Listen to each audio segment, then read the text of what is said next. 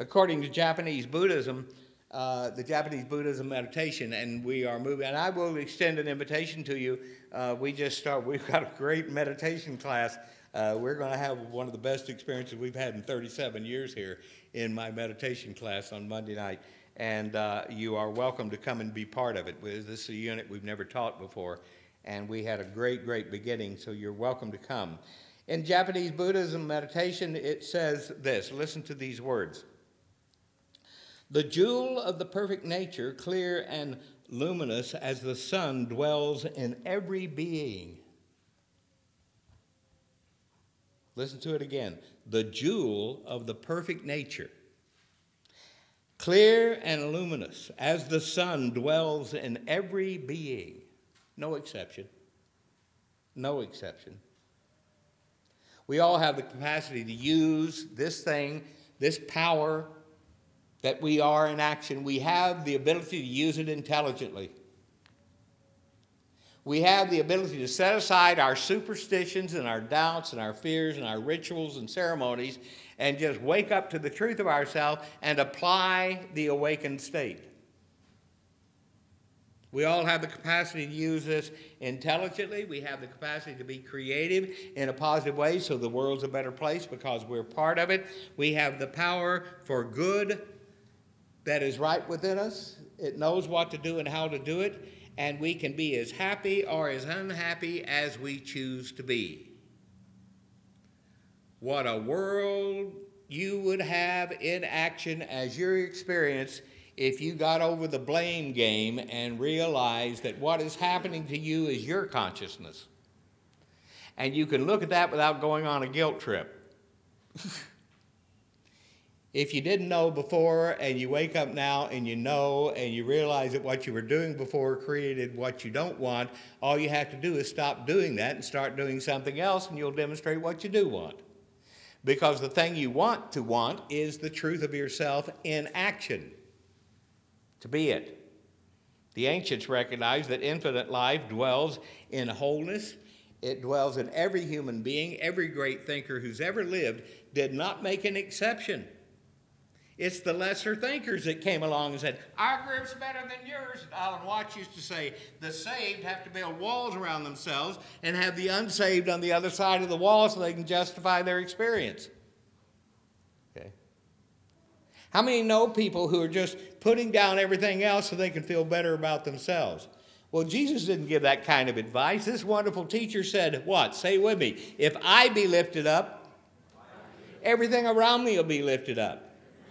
What was he talking about? He was talking about if I lift my definition of me up, then I have to know this truth of me is true of you, whether you know it's true or not. But I'm not going to wait for you to know it before I feel better about you. I'm going to know the truth of you and act like I know it.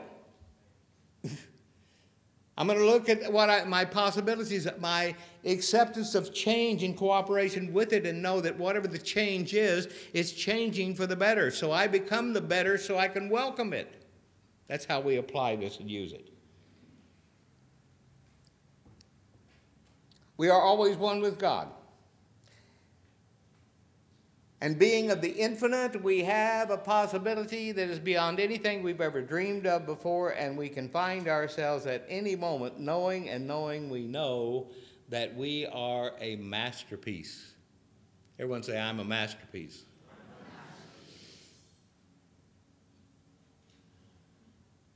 Ramakrishna said this, he who finds not the eternal in himself will never find it outside of himself. But he who sees him in the temple of his own soul sees him also in the temple of the universe. Ramakrishna.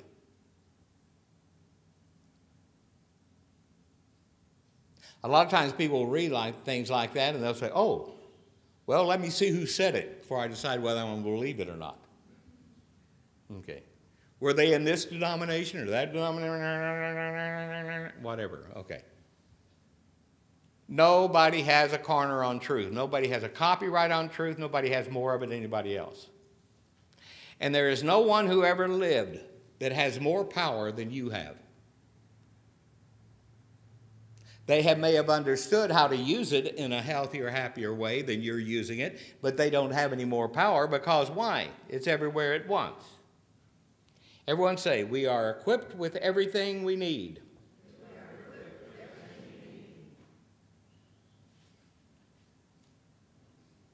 Now put it in first person. I am equipped with everything I need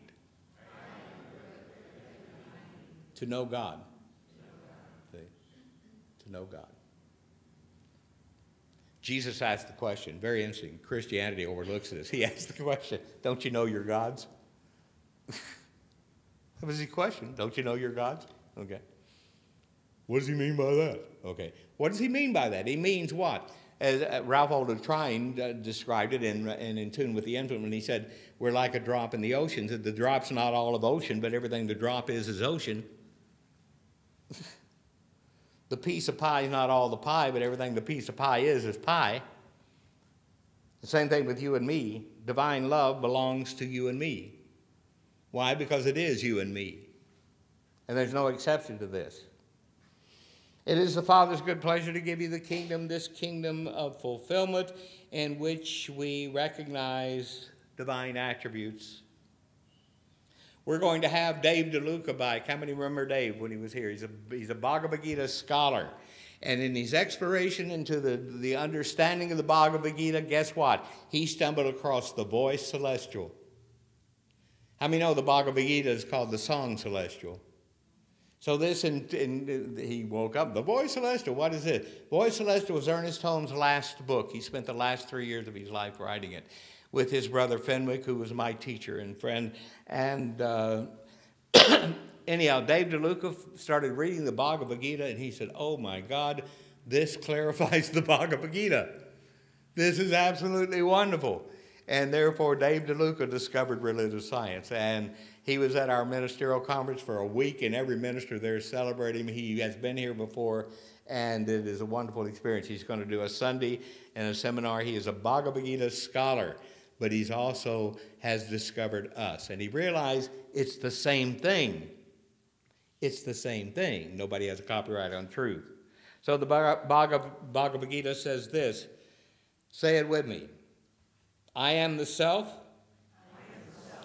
who abides in the heart of all things. See, that's what the I am is. I am is the self that abides in all things. Our Father, our principle, our infinite mind, our infinite possibility. Here's a wonderful story. I love this story, and it so illustrates what I'm talking about. Some special education children were having their Special Olympics. This young man had practiced to win the Olympics. He was involved in, he ran every day, he exercised every day, he worked at it. They were running a 100-yard dash. So he got up, on your mark, get set, go. Everybody took off. He was ahead of everyone, and he fell down. And all the other kids in the race ran by him, and then they stopped. And they came back and picked him up, and he started running again. And he said, why are you doing this? And they all said, you're supposed to win. Isn't that beautiful? You're supposed to win. Dear people, I don't care how many times you've fallen down. I don't care how many times you've tripped over something. The whole universe is there ready to pick you up and to let you know very clearly, you're supposed to win. It doesn't matter if you fall down. You're supposed to win. How do we use this? We use this by knowing we're supposed to win, acting like we're supposed to win, and win. And win. Namaste.